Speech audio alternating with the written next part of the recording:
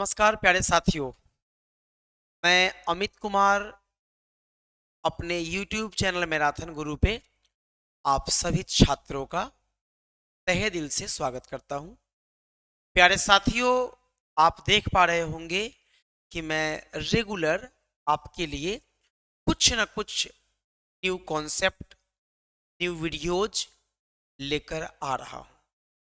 इसका एकमात्र मोटिव यह है कि 2026 में अभी फरवरी चल रहा है और बहुत सारी वैकेंसीज के लिए जो कैलेंडर्स हैं, एसएससी के हो या रेलवे के हो, वो ऑलरेडी जारी कर दिए। तो हमारा ये प्रयास है कि सभी स्टूडेंट इस माध्यम से जो भी एग्जाम्स होने वाले हैं उसमें अच्छे मार्क्स स्कोर करें। और इसी प्रयास के कारण मैं रेगुलर आपके लिए कुछ ना कुछ नया कॉन्सेप्ट, न्यू वीडियो लेकर आ रहा हूं। आज जिस टॉपिक को हम लोग डिस्कस करने वाले हैं वह टॉपिक है प्रॉफिट लॉस एंड डिस्काउंट, लाभ हानि और छूट। पेपर में जनरली आप देखते हैं इसके एक से दो सवाल हर एग्जाम में, चाहे वो सीजीएल का एग्जाम हो, रेलवे का एग्जाम हो, सीपीओ के एग्जाम हो, सीडीएस के एग्जाम हो, स्टेट गवर्नमेंट के एग्जाम हो, दिल्ली पुलिस के एग्जाम हो, डीटीपीएसबी के एग्जाम हो, क्लेट के एग्जाम हो, हर जगह इसके क्वेश्चन देखे जाते हैं। तो आइए एक एक कर हम समझते हैं इस चैप्टर को। बड़ा ही अच्छा और बहुत ही कॉन्सेप्चुअल चैप्टर है, तो हम लोग स्टार्ट करते हैं। देखिए, प्रॉफिट लॉस एंड डिस्काउंट में सबसे पहले आपको यह समझना है कि कॉस्ट प्राइस होती क्या है, क्रय मूल्य होता क्या है। तो मैंने लिखा है the price at which an article is bought, वह मूल्य जिस पर आप किसी वस्तु को खरीदते हैं वह आपका क्रय मूल्य होता है। जैसे मान लीजिए ये रिमोट है और अगर इसको मैंने 2000 रुपए का खरीदा है तो मेरे लिए इस रिमोट की कॉस्ट प्राइस, इसका क्रय मूल्य 2000 रुपए। लेकिन जिसने इसे बेचा है, उसने बेचा है और मैंने खरीदा है, तो जिसने इसको मेरे से सेल किया है उसके लिए यही प्राइस 2000 सेलिंग प्राइस काउंट होता है। तो इसीलिए यहां पर है हमारा the price at which an article is bought called CP, cost price. Cost price को शॉर्टकट में हम सीपी कहते हैं। यहां मैंने लिखा भी है it is represented by CP. वह मूल्य जिस पर किसी वस्तु को खरीदा जाता है उसे क्रय मूल्य कहते। ठीक है, नेक्स्ट में आते हैं सेलिंग प्राइस पे। नेक्स्ट में हमारा क्या है, सेलिंग प्राइस है, विक्रय मूल्य कहते हैं इसे हिंदी में।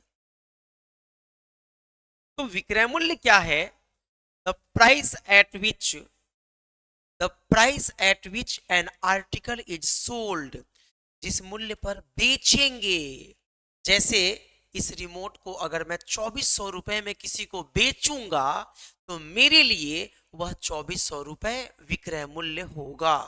ठीक है, तो the price at which an article is sold called selling price, it is represented by SP. इसे शॉर्टकट में हम लोग एसपी से रिप्रेजेंट करते हैं। अब देखिए आगे समझते हैं, ये हिंदी में लिख दिया, वह मूल्य जिस पर किसी वस्तु को बेचा जाता है उसे विक्रय मूल्य का। अब देखिए बात आती है प्रॉफिट और लॉस की, लाभ और हानि की। तो देखिए लाभ क्या होता है, अगर विक्रय मूल्य ज्यादा होगा क्रय मूल्य से तो ऑब्वियसली आपको लाभ होगा, आपको प्रॉफिट होगा। If the selling price, if the selling price is more than the cost price, then the shopkeeper gets profit। अगर मैंने किसी वस्तु को जितने में खरीदा उससे ज्यादा में बेचूंगा तो मुझे प्रॉफिट होगा, ठीक है। और इसी के लिए प्रॉफिट का फॉर्मूला है selling price minus cost price. तो आप इस फॉर्मूला को याद रखेंगे, क्योंकि आपको पता है प्रॉफिट तभी होता है जब सेलिंग प्राइस की वैल्यू ज्यादा होगी, इसीलिए सेलिंग प्राइस में से कॉस्ट प्राइस को माइनस किया है और ये आपका प्रॉफिट का फॉर्मूला आ गया, ठीक है।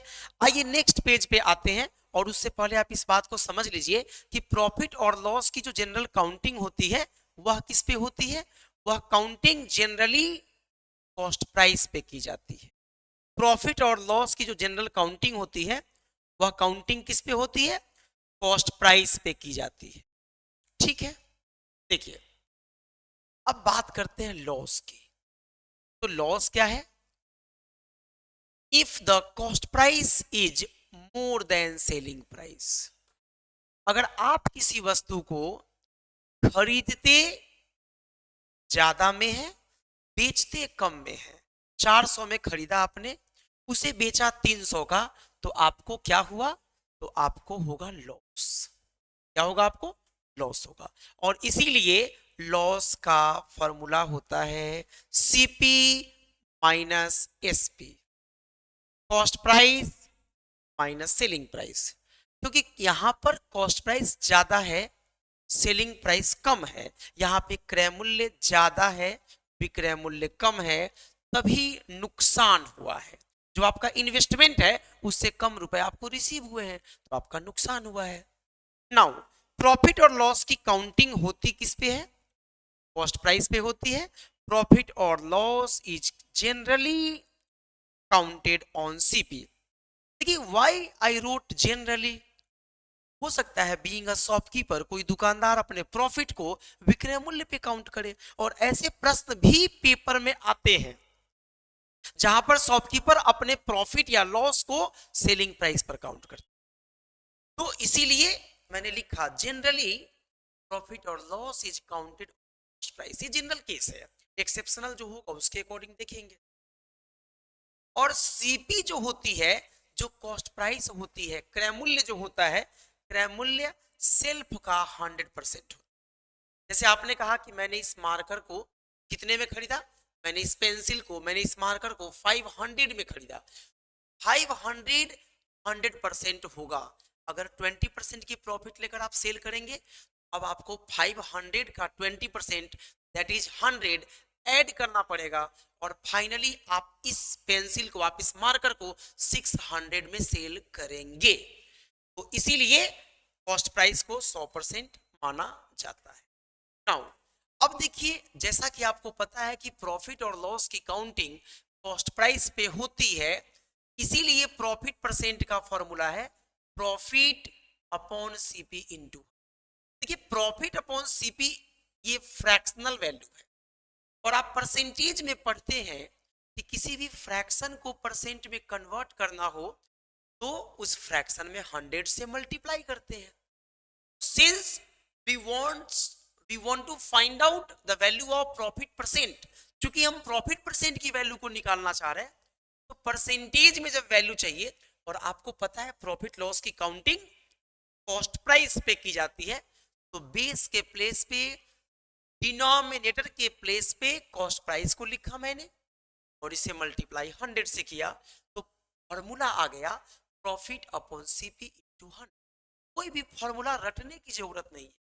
फॉर्मूला बना क्यों है, फॉर्मूला बना कैसे है, इसे आप यहां से सीख सकते हैं, समझ सकते हैं। अब देखिए लॉस परसेंट, अब हानि प्रतिशत।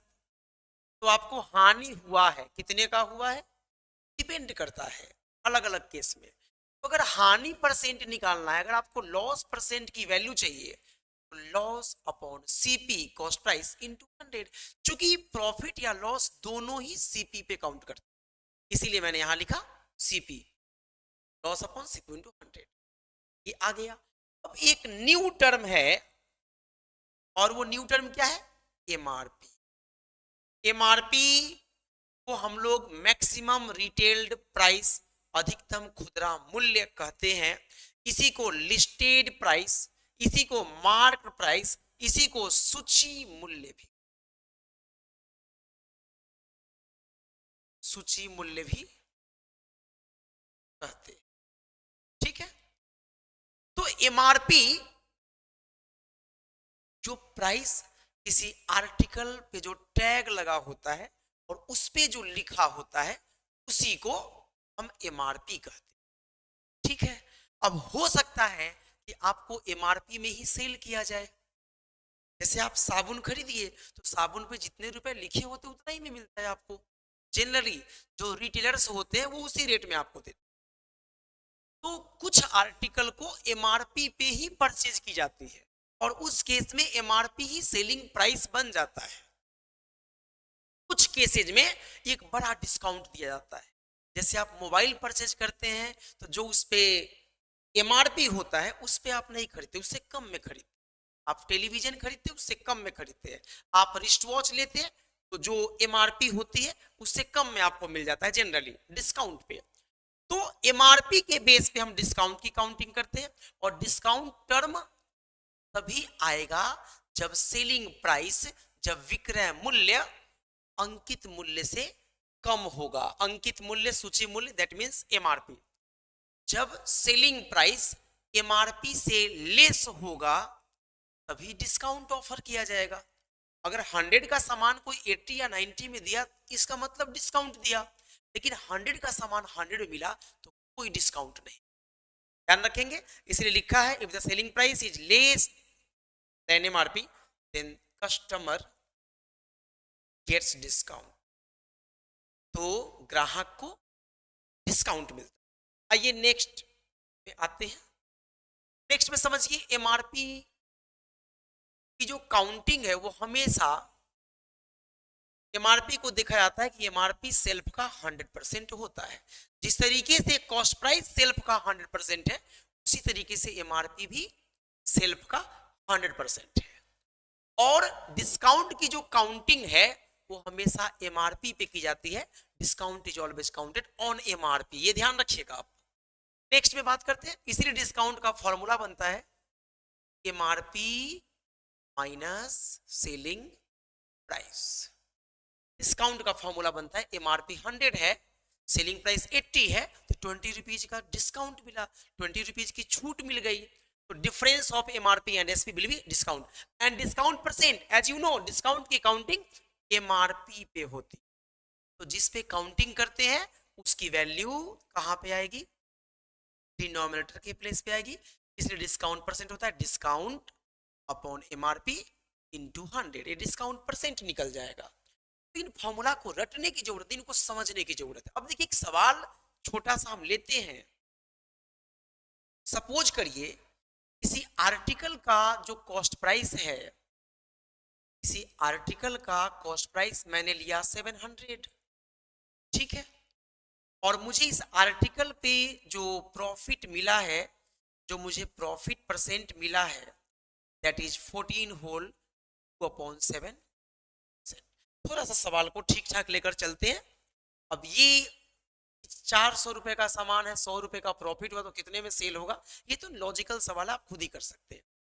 मान लीजिए अब आपको क्या बताना है, आपको बताना है सेलिंग प्राइस की वैल्यू। क्या बताना है, सेलिंग प्राइस की वैल्यू आपको बतानी है। सेलिंग प्राइस की वैल्यू कैसे निकालते समझिए। देखिए ये वैल्यू थोड़ा सा ठीक ठाक है, ऐसे मुझे पता है कि इसकी वैल्यू 100 आने वाली है, लेकिन आप कैसे समझेंगे मैं समझाता हूँ। इसे निकालने का शॉर्टकट वे क्या है मैं समझाता हूँ।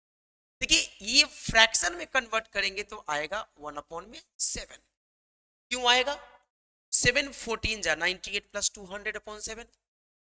अब परसेंटेज है, परसेंटेज को फ्रैक्शन में कन्वर्ट करने के लिए मल्टीप्लाई करते हैं 1/100 से, तो कैंसिलेशन होगा और फाइनली 1/7 आएगा।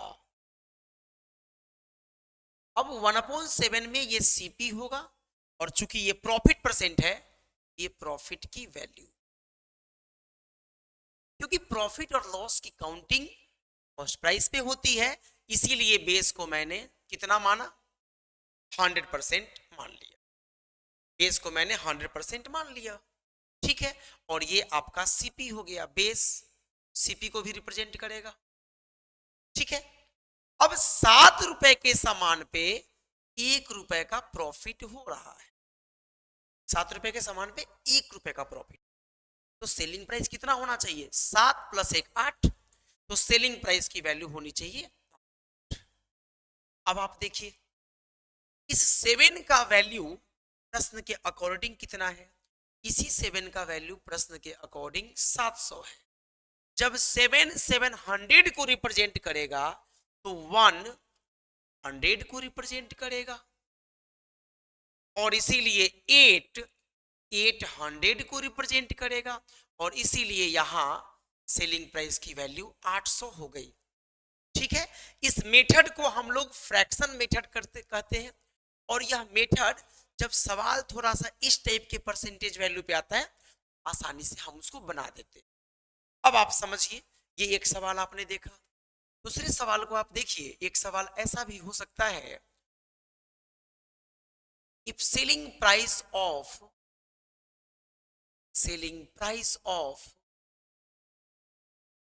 3 articles is equal to cost price of 5 articles. Cost price of 5 articles. Find profit or loss percent. Find profit or loss percent. कैसे निकालेंगे इस सवाल को? सॉल्व कैसे करेंगे? बड़ा ही आसान है, समझते हैं। देखिए यहां पर प्रश्न ने बोला कि 3 आर्टिकल को जितने में आप बेचे हैं उतने ही रुपए में आप 5 वस्तु को, वैसी ही 5 वस्तु को आपने खरीदा था। तो इंफॉर्मेशन हमारे पास है, उस इंफॉर्मेशन के अकॉर्डिंग मैं कह सकता हूं कि जो 5 वस्तु का कॉस्ट प्राइस है वह 3 वस्तु के सेलिंग प्राइस के बराबर है। 5 वस्तु का जो क्रय मूल्य है वह 3 वस्तु के विक्रय मूल्य के बराबर है। ऐसा ही स्टेटमेंट है। अब जनरली लोग एलसीएम वगैरह क्या क्या लेते हैं, मैं ऐसा कुछ नहीं करने वाला। अब देखिए सीपी की वैल्यू इनडायरेक्टली 3 हो जाएगी और एसपी की वैल्यू इनडायरेक्टली 5 हो जाएगी, या आप इसका एलसीएम लेंगे तो 15 आएगा, 5 से डिवाइड करेंगे तो 3 और फिर 3 से डिवाइड करें तो 5। यहां से सीपी की वैल्यू, फाइनली सीपी की वैल्यू आ गई 3 और एसपी की वैल्यू आ गई 5। ठीक है, इसमें कोई डाउट नहीं है। अब समझिए 3 रुपए के सामान को आप बेच कितने में रहे? 5 रुपए में, तो आपको ओबियसली प्रॉफिट हुआ, और यहां प्रॉफिट परसेंट जो होगा दैट इज 2 रुपए का प्रॉफिट हुआ। कितने पर? सीपी कितना है? 3, मल्टीप्लाई किससे करेंगे? 100 से, और ये वैल्यू आ जाएगी 200/6 3, ये आ जाएगा 66 होल 2/3%। यही आपका प्रॉफिट परसेंट का वैल्यू आ गया। और इसी टाइप के सवाल एसएससी सीजीएल में, सीपीओ में, डीटीपीएसबी में, रेलवे में पूछे जाते, ऐसे सवाल पेपर में आते, ऑलरेडी आते। अब सबसे बड़ी चीज क्या है कि जब भी हम प्रश्न, ऐसे प्रश्नों को करते हैं तो हमारा अप्रोच क्या है ये मैटर करता है, हम किस अप्रोच से, किस मेथड से कर रहे हैं, और इस तरीके से हम सवालों को सॉल्व करते हैं। तो अगर आप कॉन्सेप्ट को समझेंगे तो सवाल कर पाना बिल्कुल डिफिकल्ट नहीं होता है, बड़ा ही आसान होता है। तो हमारा इस केस में प्रॉफिट परसेंट आया 66 होल 2/3%। उम्मीद करता हूं आप इन चीजों को समझ पाए होंगे। फिर इसकी नेक्स्ट वीडियो लेकर मैं आऊंगा। आज के लिए इतना ही। अगर ये वीडियो आपको अच्छी लगी हो सबसे पहले आप वीडियो को लाइक करें, चैनल को सब्सक्राइब करें और अपने फ्रेंड्स को शेयर करें। आपके सपोर्ट के लिए आपको बहुत धन्यवाद। Thank you so much. नमस्कार।